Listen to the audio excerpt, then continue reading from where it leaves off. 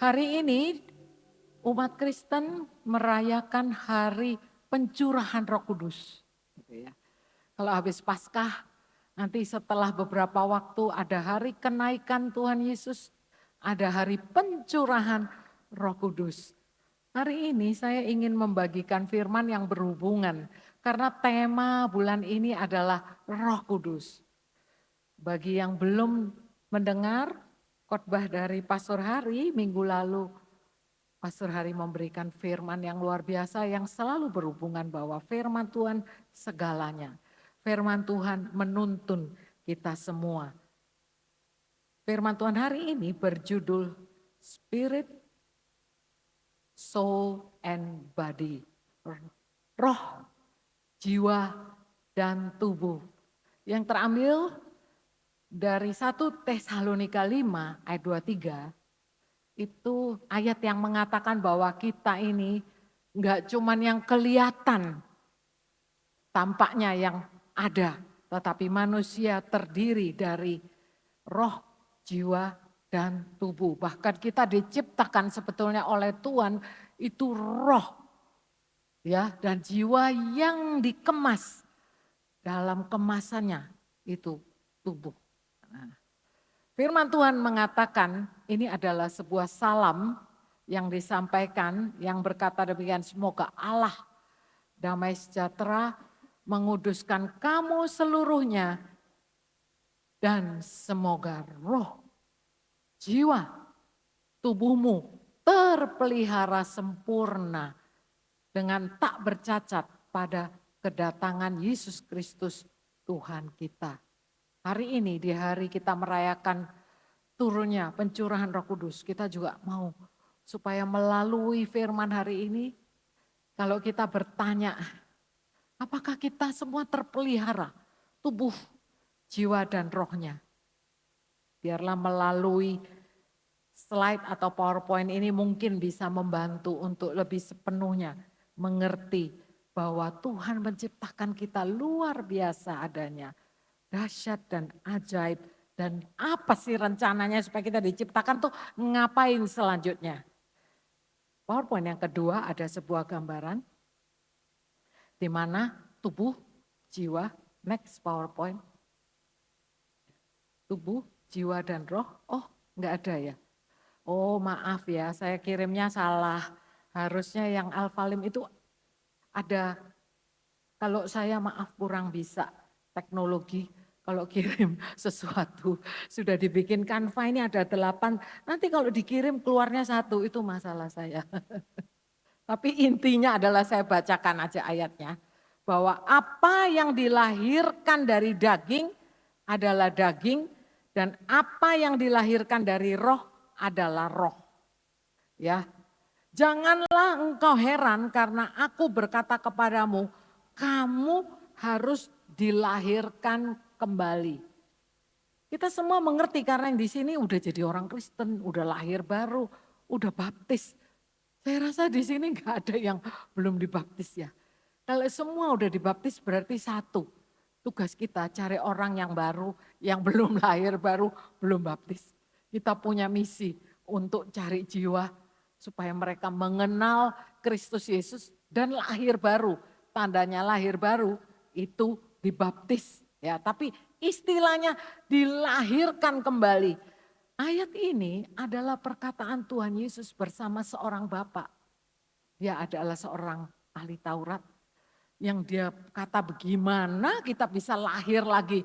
Aku ini udah tua, masa mau masuk lagi ke dalam perut ibu? Nah, lalu dia katakan pokoknya gini loh, maksudnya lahir kembali itu adalah roh yang lahir kembali. Oleh sebab itu nanti mungkin kalau enggak bisa nanti saya kirimkan PPT-nya setelah semua selesai khotbah atau mungkin di YouTube nanti bisa dicantumkan. Tapi kalau sekarang berarti adalah kita katakan bahwa sesungguhnya anggap aja ini kita ini ada 3 versi. Kita ini terdiri dari 3 versi. Versi yang pertama yang kelihatan adalah tubuh saya. Tubuh kalian semua kelihatan. Yang kedua adalah emosi kita. Emosi apakah kelihatan? kadang-kadang bisa terlihat, kadang-kadang tidak terlihat, karena emosi ini adalah yang di dalam kita yang terekspresi. Emosi atau jiwa itu, di dalamnya jiwa ada emosi, ada perasaan, ya, ada perasaan dan ada pikiran, ada IQ, ada pikiran, apakah kita pinter atau enggak, IQ-nya tinggi atau enggak, tapi selain itu juga ada perasaan atau emosi. Dan setelah itu juga ada perasaan, kehendak, ada kemauan. Saya cari dulu ya catatan. Ada kemauan. Apakah bisa ya PowerPoint-nya? Bisa? Oh ya ini sudah ada, oke. Berarti ini ada 8 mestinya. Nah yang di yang di tengah itu yang jiwa.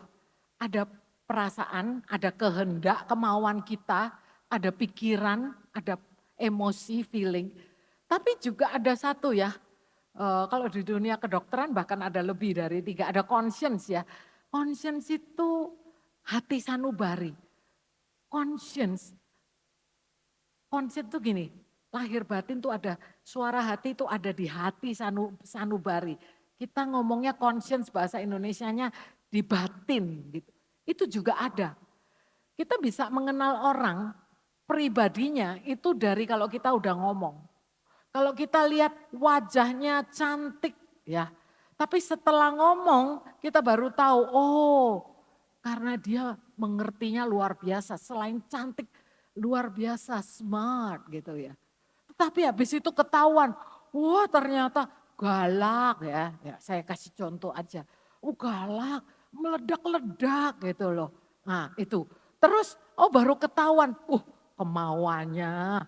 Kalau dia mau harus tidak ada ada toleransi. Nah itu kelihatan karena itu ada di jiwa. Yang seringkali kita sebagai umat Tuhan nggak tahu atau nggak sadar bahwa roh ini ya, yang kita anggap kita ada di dalam roh ini, kalau kita belum lahir baru, roh ini ada. Kita diciptakan ada roh kecil. Tetapi waktu kita lahir baru, next PowerPoint, maka rohnya ini yang biru itu yang menjadi baru sebetulnya. Ya, nanti ada ayatnya di 2 Korintus dikatakan kita semua tahu bahwa kalau engkau sekarang udah terima Tuhan, engkau adalah makhluk ciptaan yang baru. Sebetulnya yang baru itu yang rohnya. Karena apa? Roh kudus, roh Allah, roh besar itu berbicara kepada manusia melalui roh. Kita kadang mikir melalui perasaan, tapi melalui roh. Waktu kita lahir baru ini, roh kita diperbarui, kita bisa berhubungan tuh bisa terima signal dari surgawi. Bisa terima karena udah tersambung. Kan tahu toh kalau kita punya HP kita nggak tersambung. Meskipun di sini ada wifi, kalau nggak tersambung nggak bisa. Demikian juga lahir baru membuat wifi yang seharusnya ada atau Tuhan sendiri ya, tapi kitanya udah tersambung, persis lagu tadi cocok. Terhubung, yang terhubung itu rohnya, terhubung. Ya. Nah, firman Tuhan nanti saya kembali ke Yakobus 1 ayat 22 ayat 23 itu mengatakan gini. Kenapa kita itu mesti jadi pelaku firman? Karena kalau kamu nggak jadi pelaku firman ya, cuma denger aja, itu kamu tuh nipu katanya yang ngomong firman Tuhan. Nipu diri sendiri. Karena kalau cuma dengar firman, itu berarti kita itu seumpama orang yang sedang mengamati mukanya di kaca, ya, di depan cermin. Terus habis itu setelah itu dia lupa. Ya karena kita kan cuma memperhatikan bayangan itu sebelah kananmu kalian itu ada gambar, lihat orang, lihat foto, lihat cermin. Sebetulnya kita itu gak bisa lihat wajah kita sendiri loh, tahu gak? Kita tuh gak bisa lihat wajah kita sendiri.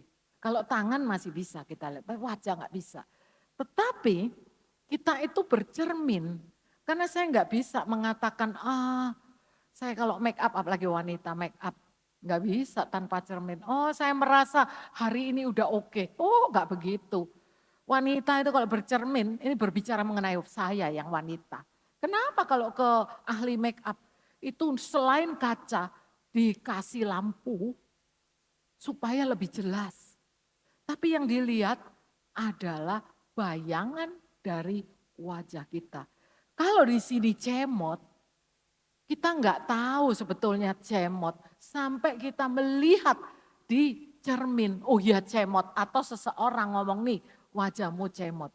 Itu penting ya, lihat cermin tuh demikian. Nah, kalau kita bisa ngecek tubuh kita lewat cermin. Saya tanya, gimana kita ngecek roh kita? Gimana kita ngecek jiwa kita? Itu dia pertanyaannya, karena ini yang membuat orang sebagai anak Tuhan, nanti kan kita bertumbuh dalam satu kumpulan, mau di gereja, pekerjaan, keluarga. Kalau kita mengerti ini, kita mengerti bahwa enggak gampang itu. Tuhan bilang kasihlah Tuhan, ya, tapi juga kasihlah sesama. Enggak gampang, apalagi kasihlah musuhmu. Ya ilah, kita ini loh punya yang di tengah-tengah ini. Gimana ngeceknya? Pertama-tama, yang di tengah-tengah itu terekspresi dari apa yang kita alami secara roh. Maksudnya demikian. Ini tadi ya. Next PowerPoint, coba saya mungkin lebih bisa menjelaskan lebih dekat. Jadi sebetulnya kalau secara rohani itu, kita tuh melihat kita rohani, itu kita lihat cerminnya itu apa? Firman Tuhan. Cermin kita untuk melihat roh kita, itu firman Tuhan. Ini bingungin, iya. Kalau kita lihat firman Tuhan, itu berarti kita baca, renungkan, itulah engkau. Contohnya, firman Tuhan berkata bahwa engkau telah aku pilih. Aku menyertaimu, aku mengasihimu. Tapi kita ini ceritanya habis ditolak nih. Habis ditolak, mungkin di kantor kita terasa tertolak. Yang ditolak mungkin proposal kita, ide kita, ya apa yang kita usulan, nggak diterima, ditolak, kita terasa tertolak. Jiwanya tertolak, padahal kadang-kadang bahkan suami istri gitu ya. Kadang-kadang kita ngomongnya bisa nggak enak dikit gitu. Itu kita tersakiti ya, tersakiti, tertolak, terzolimi, whatever kata-katanya. Tapi sebetulnya kalau kita lihat di firman Tuhan, Tuhan nggak pernah nolak ya. Tuhan nggak pernah. Nah waktu kita tertolak, sakit hati, kepahitan, atau itu mungkin kepahitan yang dulu-dulu, jangan salah sangka. Orang yang merasakan kepahitan waktu kecil itu bisa ditumpuk itu yang namanya trauma. Terus dia bisa merasakan tiap kali kalau ada orang ya meremehkan orang lain gitu ya. Meremehkan orang lain, nanti dia yang sakit hati. Contoh, ini benar contoh. Ini yang sharing ke saya adalah seorang ahli konselor. Konselor yang terkenal di YouTube juga ada. Dia katakan demikian.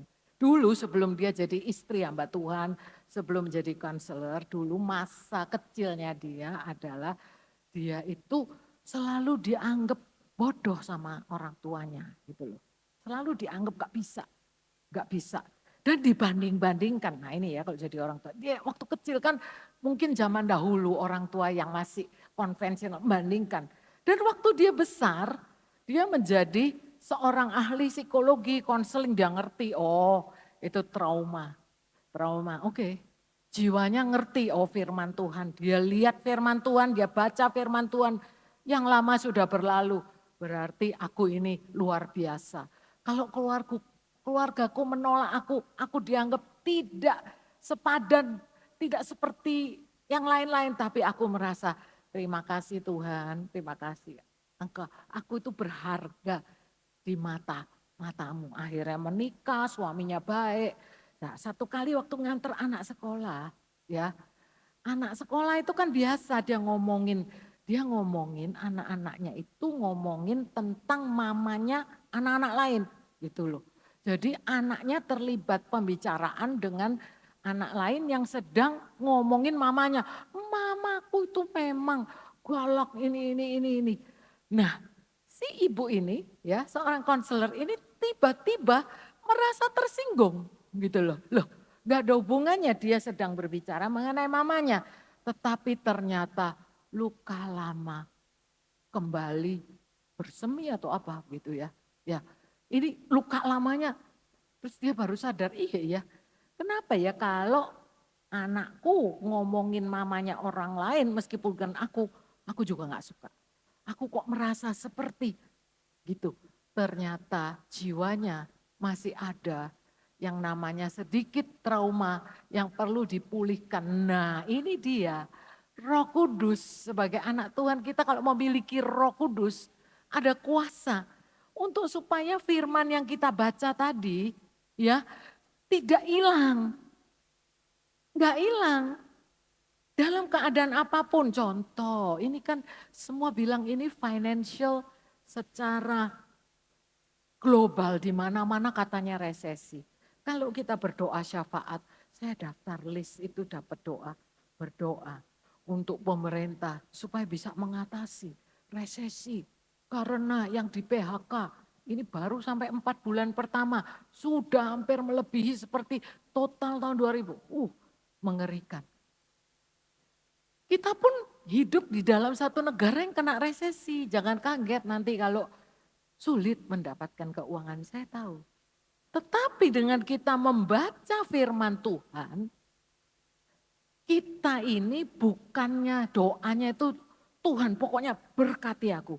Tuhan berkati aku tidak mau kekurangan. Ya enggak apa-apa, semua doa itu oke, Tuhan tidak pernah tersinggung. Tetapi kalau di dalam ini mengerti bahwa Tuhan bilang, akulah Jehovah Jireh. Yang artinya adalah Tuhan yang menyediakan. Jehovah Shalom, akulah namanya, akulah yang memberi engkau damai. Orang itu bisa tetap di dalam keadaan tidak aman, tetapi merasakan damai. Bisa. Orang bisa merasakan tetap sukacita dan keyakinan Tuhan. Kalau burung di udara, engkau juga pelihara. Apalagi aku, burung yang seuang katanya, seuang dapat 2 yang gak ada artinya. Itu pun Tuhan pelihara, apalagi aku. Firman itu sering kita baca, tapi kita gak bercermin melihat ke dalam cerminan firman Tuhan. Kalau kita udah lihat dan merenungkannya dan mengunyahnya menjadi sesuatu yang meresap, resapnya itu sampai tersalurkan ke jiwa kita supaya jiwa kita merasakan damai sejahtera. Saya katakan apa yang kita lihat melalui firman Tuhan di alam roh, di dalam roh kita itu bisa tersalurkan. Memang selama ini ada pembatas. Tetapi di dalam Kristus Yesus, mestinya kita sebagai anak Tuhan, itu apa yang kita baca di dalam firman Tuhan, engkau yang diberkati, engkau berhasil, apa yang kau lakukan, itu sebetulnya bisa mengalir ke dalam jiwa kita. Ada enggak next gambarnya yang ada kayak salurannya? Itu yang maksudnya hidup dipimpin oleh Roh Kudus. Nanti kita balik ya, coba next gambar ada enggak? Nah, next gambar ini, lihat ini gambarnya bahwa sebetulnya apa yang menjadi firman Tuhan yang kita baca bisa teralirkan, termanifestasikan ke dalam jiwa kita, ke dalam jiwa kita. Oleh sebab itu jangan main-main bahwa baca firman itu bukan sekedar keharusan. Tapi kebutuhan harusnya menjadi haus karena apapun yang kau alami solusinya sudah tersedia di alam roh. Apapun yang kita alami, Tuhan mengerti, Tuhan peduli, kita terhubung, mestinya minta Tuhan. Tuhan, bagaimana saya harus bertindak? Itu yang namanya dipimpin oleh Roh Kudus. Coba kita masuk ke ayat sebelumnya. Ini yang maksudnya hidup itu dipimpin oleh yang tadi itu loh. Roh Allah yang berbicara kepada roh kita. Sehingga kita waktu membaca itu bukan sekedar agamawi, tapi hidup. Tapi hidup. Karena powerfulnya ini bisa terjadi karena kita diberikan satu hak. Tidak semua orang loh begitu. Ini diberikan hanya kepada orang yang mendapatkan hak istimewa, yaitu menjadi anak. Karena kamu adalah anak, maka Allah telah menyuruh roh anaknya ke dalam hati kita. Yang berseru, ya Abah, ya Bapa. Jadi kamu bukan lagi hamba, melainkan anak. Jikalau kamu anak, maka kamu juga adalah ahli waris oleh Allah. Saya merasa di dalam keadaan apapun terjepit, khususnya dalam hal keuangan, masa depan, pekerjaan atau apapun, kita berharap kalau aku anaknya Jokowi, kalau aku anaknya pejabat, enak ya fasilitasnya, enak. Bapak Ibu sekalian, kita ini punya Bapak yang jauh melebihi apa yang bisa engkau bayangkan di dunia ini, yaitu menjadi anak Allah.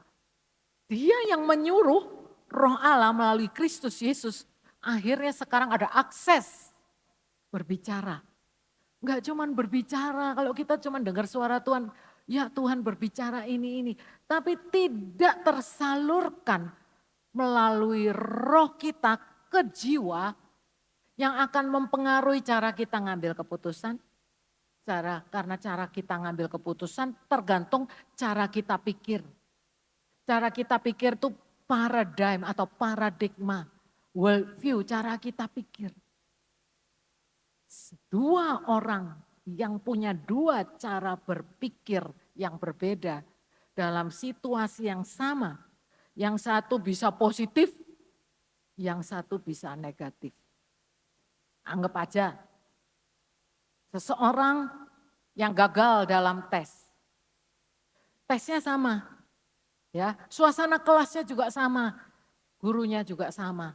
Sangat tidak menyenangkan, menjengkelkan, yang diajarin gak ngerti apa-apa, tesnya susah, fail dua-duanya. Tetapi cara pandang seseorang menentukan.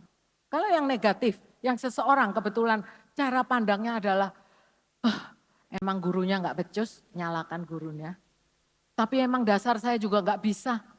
Oke, aku malas sekolah, percuma. Sekolah itu, kuliah itu buang uang, buang waktu. Aku gak mau. Gitu. Tetapi kalau orang yang lain yang punya cara pandang, wah gagal nih. Aku coba lagi deh. Tetapi aku kurang mengerti di pelajaran ini. Gurunya juga nggak terlalu bisa nerangin ya, gitu. Ada textbook, tapi dia mencari guru yang lain. Bukankah sekarang kalian bisa dapat apa aja di Google, di YouTube? Yang penting filternya jalan ya. Jangan salah, tapi kan kita punya roh membedakan. Oh, ini toh. Oh, saya bisa belajar dari orang lain yang ngalami yang sama. Masalahnya sama, situasinya sama, apa yang membedakan? Cara pandang. Cara pandang dia terhadap kegagalan adalah, oke, emang aku enggak bisa, pokoknya enggak perlu kuliah. Aku memang enggak bisa, terus jatuh dalam satu masa depresi. Tetapi yang seseorang ini, dia merasa bahwa melalui kegagalan bukannya apa ya, kegagalan adalah bagian dari kesuksesan umpamanya. Dia merasa, oh gagal itu adalah satu langkah lebih lagi. Aku gagal, berarti kesuksesanku makin dekat. Albert Einstein tuh begitu ya. Makin dekat jadi coba lagi. Tidak putus asa. Saya bayangkan setiap anak Tuhan yang hidupnya, yang ngaku ini sudah terima Tuhan, lahir baru. Dan dipimpin tuh harus mau dipimpin oleh Roh Kudus. Karena sudah punya hak terhubung, hak waris. Apa yang Tuhan miliki menjadi milik kita. Kalau butuh hikmat, Tuhan lebih berhikmat dari semua yang kita bisa ambil dari dunia ini. Apapun yang kita butuhkan, bahkan termasuk di dalamnya kesembuhan. Saya berbicara mengenai kesembuhan tubuh, ya, tubuh secara jasmani. Ya kalian masih muda nggak ngerasain, tapi kalau saya udah lansia, terus sering-sering berdoa untuk kadang-kadang lutut saya sakit kalau naik tangga. Ada aja ya, itu tubuh. Tapi saya tahu, Tuhan, saya bilang, oh Tuhan mau saya sehat. Saya berdoa, saya bilang, Jehovah Rafa, Tuhan yang menyembuhkan. Sakit lutut, ya deh. Karena sakit lutut ini dokter bilang ini kecepit. Ya ilah saya bilang kalau urat yang kecepit itu yang mana? Terus gimana cara bukanya? Tapi saya bilang waktu kita berdoa merenungkan firman Tuhan. Hati yang gembira adalah obat. Terus saya juga merasa ada hikmat. Ya kalau kecepit itu ya harus stretching lah. Ya pokoknya saya dapat hikmat. Hati yang penuh sukacita, benar, benar. Saya merasa kalau tiap kali dapat sesuatu yang kurang menyenangkan, ini pribadi saya terima. Kalau saya dapat HP itu sering ya, dapat panggilan hoax atau yang mau nipu atau apa gitu ya.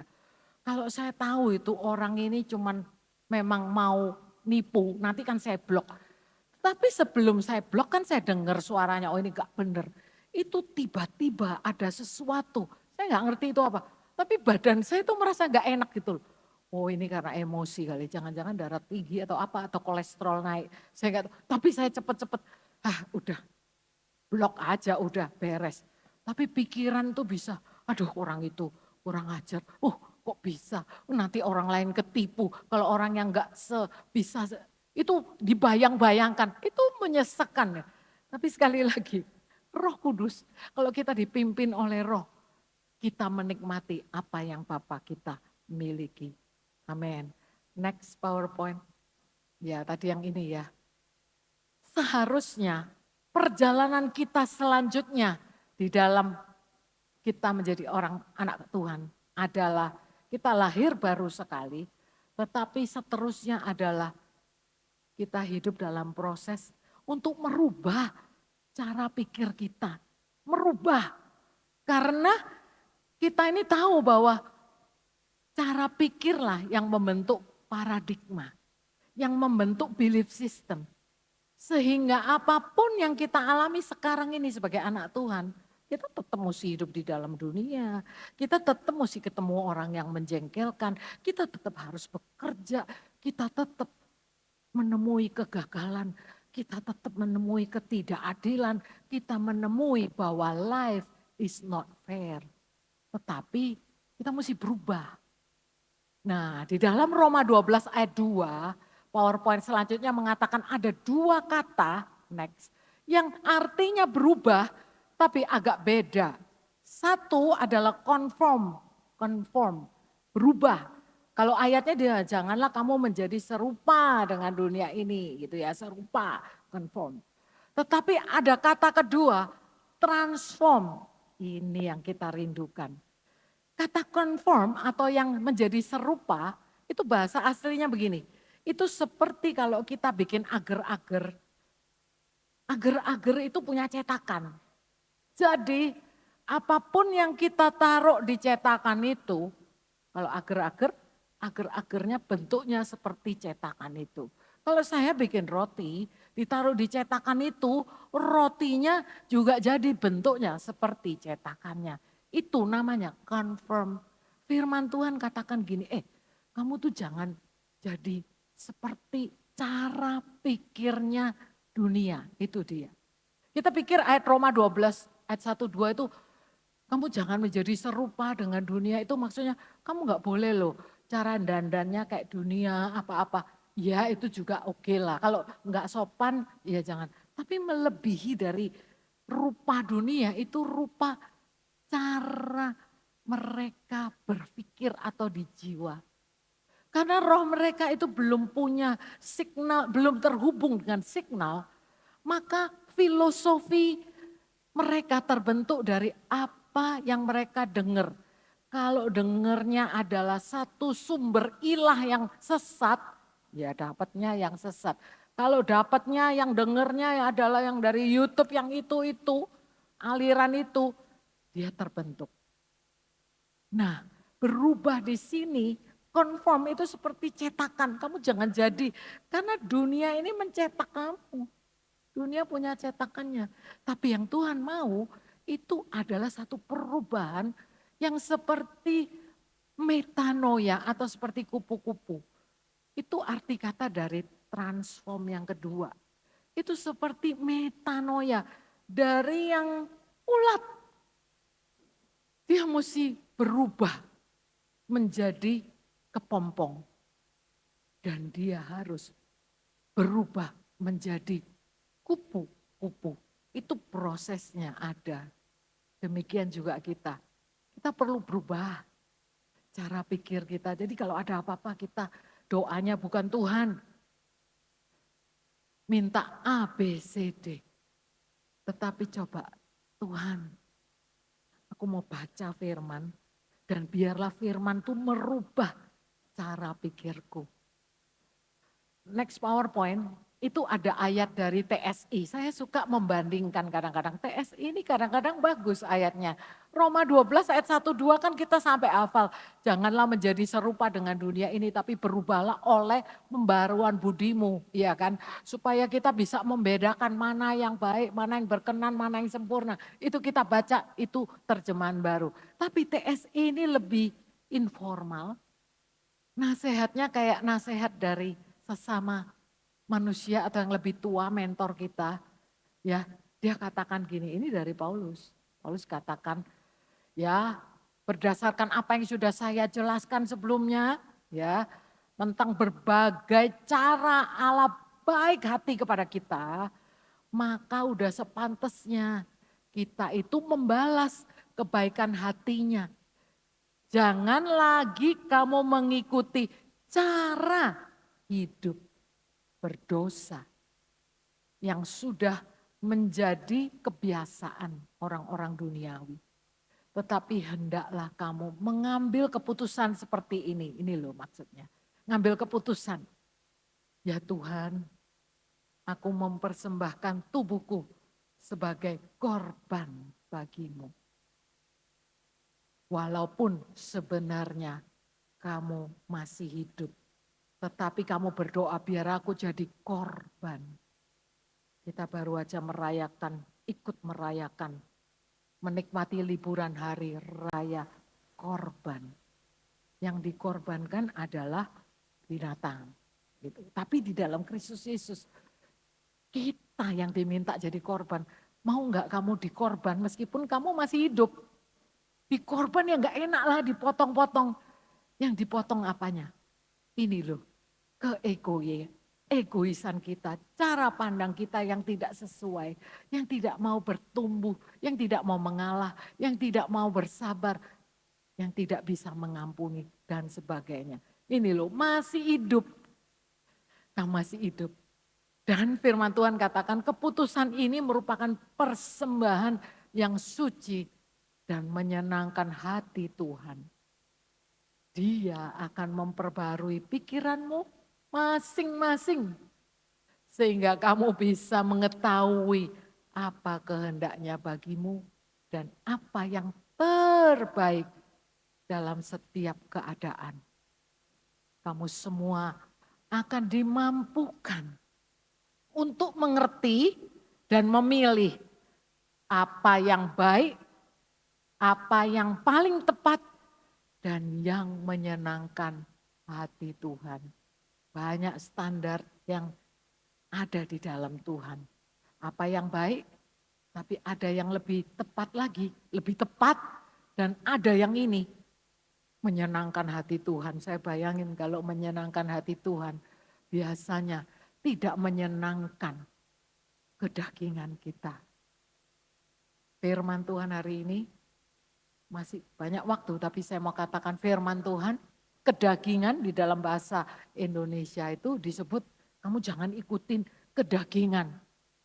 Kita hidup ada dagingnya. Karnal itu bahasa Alkitabnya, kalau bahasa Inggris karnal.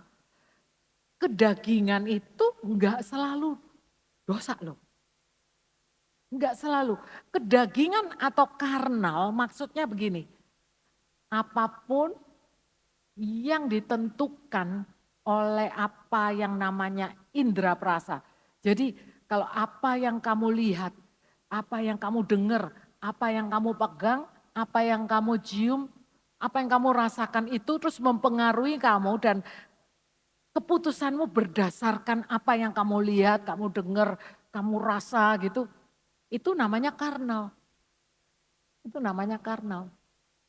Makanya orang yang contoh gagal diet nih ya, gagal diet dari dulu saya itu kan, wih kalau diet kok susah ya. Sebetulnya saya itu karena mengikuti apa yang saya pengenkan. Aduh saya nggak tahan nih. Kalau pagi itu saya harus minum ini. Kalau pagi saya harus makan ini gitu loh. Wih apalagi kalau ke mall lihat kue, roti itu udah.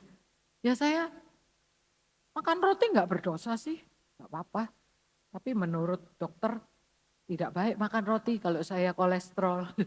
Tapi saya tetap pilih kan apa? Saya suka. Nah itu loh maksudnya. Saya dipimpin roh nggak? Ya saya lebih memilih untuk makan roti meskipun Roh Kudus ngomong lebih baik makan sayur, makan telur. Oh tapi saya suka roti. Roti menyenangkan hati saya. Pakai ayat lagi. Hati yang gembira adalah obat. Ya tidak apa-apa. Ya tidak apa-apa. Itu dia. Apakah makan roti berdosa? Ya enggak.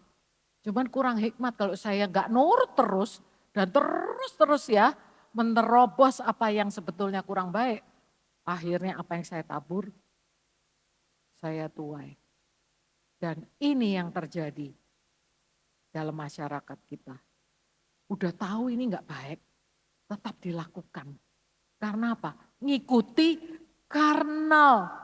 Ngikuti kedagingan apa yang kita lihat, apa yang kita dengar, apa yang kita pengenin langsung.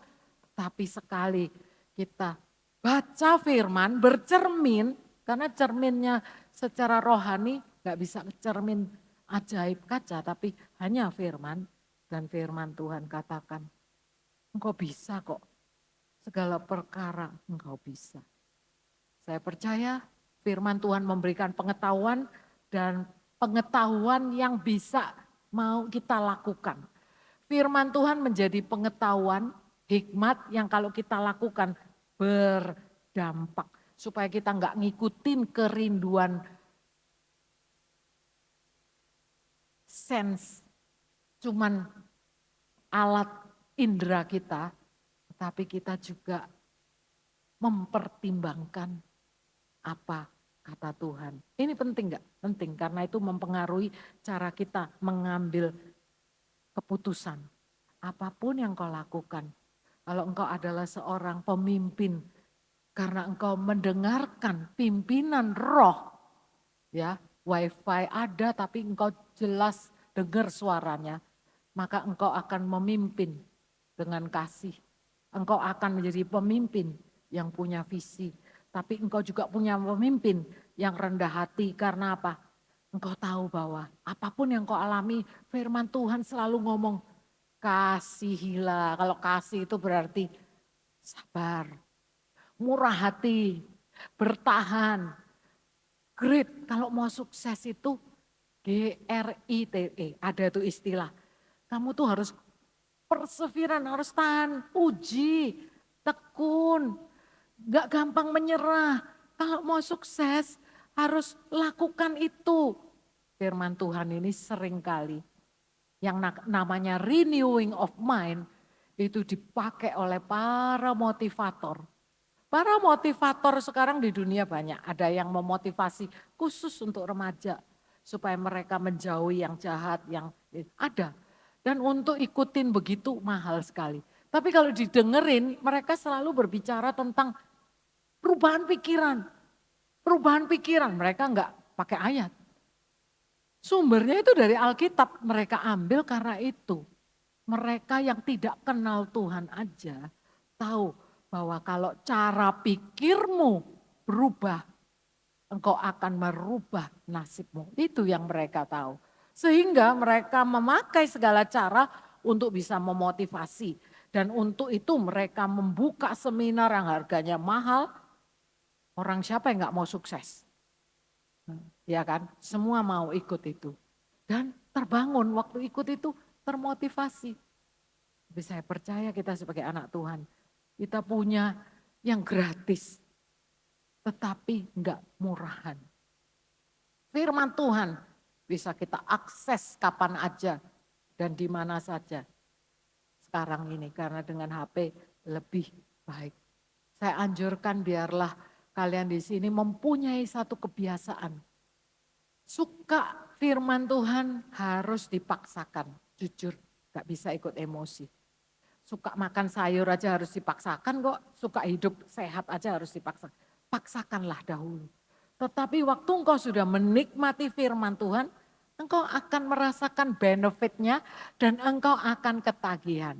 Saya tahu kadang-kadang kita semua sibuk, tetapi bukankah kita hidup di zaman yang serba canggih, download apps Alkitab, dan kadang sudah ada loh urutannya yang tiap hari baca apa. Terus kadang kita nggak bisa baca, kita dengerin, itu lebih baik kita masih masukkan sesuatu.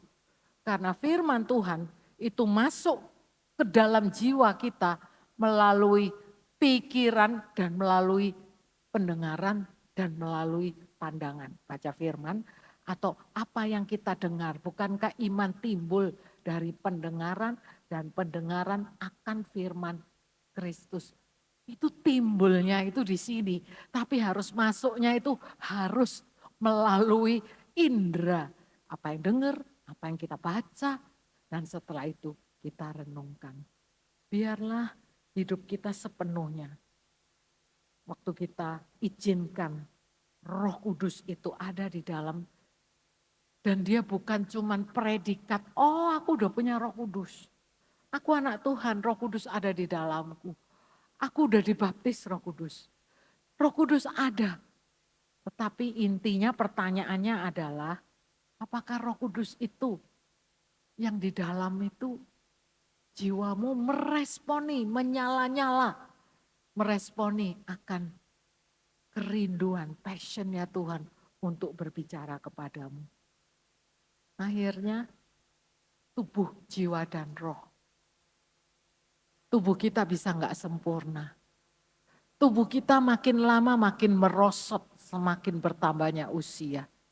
Tetapi jiwa bisa semakin bertumbuh, semakin bersinar, semakin dewasa. Semakin memancarkan, mengekspresikan kemuliaan Tuhan.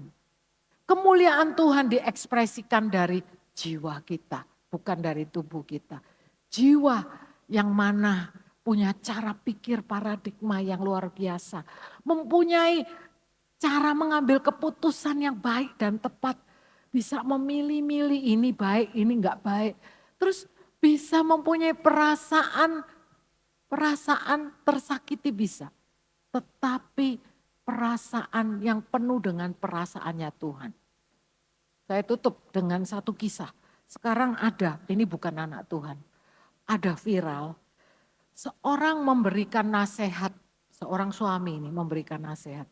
Saya demi kedamaian rumah tangga, saya demi keharmonisan rumah tangga, saya lakukan satu hal. Saya mati rasa. Nah, mati rasa gitu. Jadi saya dalam satu ruang studi ya, dibuat suatu pertanyaan, gimana menurutmu? Wah banyak ini, mati rasa. Nah, menarik juga ya. Karena mati rasa. Jadi ini yang bicara cowok. Saya anggap ini ceweknya jahat nih berarti ya. Karena dia mati rasa. Jadi dia dimaki-maki, di abuse gitu ya. Kan jiwanya udah tidak terluka lagi karena dia udah mati rasa. Baik enggak? Baik juga ya kalau enggak membalas. Tapi kalau itu mati rasa sepenuhnya, habis itu hambar dong mati rasa. Enggak ada cinta lagi. Mati rasa, enggak bisa merasakan kehangatan. Jadi seorang ahli psikologi memberikan ulasan menurut versinya dia. Orang yang mati rasa itu enggak sehat mentalnya. Oh, saya setuju. Iya. Firman Tuhan enggak minta kita mati rasa. Karena kita masih bisa merasakan, jujur, kalau sekarang ada orang yang menghina saya lihat-lihat. Kalau yang menghina itu saya enggak kenal, oh jangan-jangan gitu, saya enggak sakit hati. Tapi kalau yang menghina itu saya, pasangan saya, kalau yang menghina anak saya bisa tersinggung. Karena saya enggak mati rasa, masih ada perasaan. Saya mati rasa, enggak ngerasain, tapi saya enggak mati rasa. Tapi firman Tuhan katakan, ya ampunilah. Oh berarti kita ngadep firman Tuhan. Kalau habis sakit hati itu cepet-cepet connected. Ku terhubung dengannya. Nanti kan firmannya itu akan Tuhan memberi penghiburan melalui Roh Kudus. Gak apa-apa. Jangan-jangan orang yang menyakitimu itu memang lagi sakit. Lagi sakit mentalnya. Ya. Jadi merasakan enggak kesakitan? Merasakan. Tetapi bisa mengolahnya. Firman Tuhan Galatia 5 ayat 22. Bisa menguasai dirinya. Bisa mengendalikan, menguasai emosinya. Sehingga juga menguasai cara mengambil keputusan. Jadi betul. Gak perlu mati rasa. Karena kalau itu pun kelihatannya saya gak mau supaya aman, damai. Itu aman, damainya cuma sebentar. Habis itu benar-benar kalau rasanya perasaan udah mati. Habis-habis ini selnya bisa mati semua, bisa sakit sungguhan. Bisa mati juga, sungguhan bisa mati lebih cepat. Saya mau katakan hiduplah dipimpin oleh Roh. Karena Roh Kudus yang ada di dalam kita rindu untuk supaya kita bisa menyalurkan apa yang ada di alam spiritual. Kebaikan, kebesaran Tuhan, hikmat, apapun itu yang kita butuhkan. Tersalurkan melalui roh, masuk ke dalam jiwa ini. Kita bisa ngambil keputusan, kita bisa punya pikiran jernih yang tidak kabut-kabut ya. Dan bisa merasakan kasih Tuhan. Sehingga waktu ngambil keputusan pun bisa ngambil keputusan yang baik, yang tepat dan menyenangkan hati Tuhan. Amin. Mari kita berdoa. Saya undang pemusik untuk maju ke depan. Terima kasih Tuhan hari ini. Kalau kami mendengar firman Tuhan, biarlah firman Tuhan ini berbicara kepada kami. Bahwa Engkau menjadikan kami anak-anak-Mu. Bukan sekedar hanya basa-basi sebagai identitas anak Allah dengan sebuah kartu komplimen. Tetapi sesungguhnya di alam roh kami mengalami sesuatu yang dahsyat. Di mana Roh Kudus yang Engkau utus ada tinggal di dalam hati kami. Sanggup mentransformasi hidup kami. Sehingga hidup kami menjadi terang dan garam yang berdampak bagi sesama kami. Tuhan kami mau hidup kami sepenuhnya ada mengikuti kehendak-Mu. Biarlah hidup kami adalah meresponi kebaikan-Mu ya Tuhan. Sehingga firman Tuhan ini menjadi kehausan, bukan menjadi keharusan. Biarlah hati kami bersuka di dalam apa yang telah Engkau sediakan. Mungkin ada hari-hari yang dilalui oleh saudara-saudariku di tempat ini dengan berat ya Tuhan. Kami percayakan setiap kami yang ada di tempat ini sepenuhnya ke dalam tangan-Mu. Biarlah kami menikmati akan indahnya kasih-Mu. Menikmati jamahan-Mu. Menikmati hidup dipimpin oleh Roh-Mu yang membawa kami dari satu iman kepada iman yang lebih tinggi. Dari satu kasih karunia kepada kasih karunia. Dari satu kemurahan kepada kemurahan. Dari satu kemuliaan kepada kemuliaan yang lebih nyata. Karena hanya nama-Mu yang kami tinggikan dan layak menerima kemuliaan. Terima kasih Tuhan. Di dalam nama Tuhan Yesus Kristus kami berdoa. Haleluya. Amin. Amin.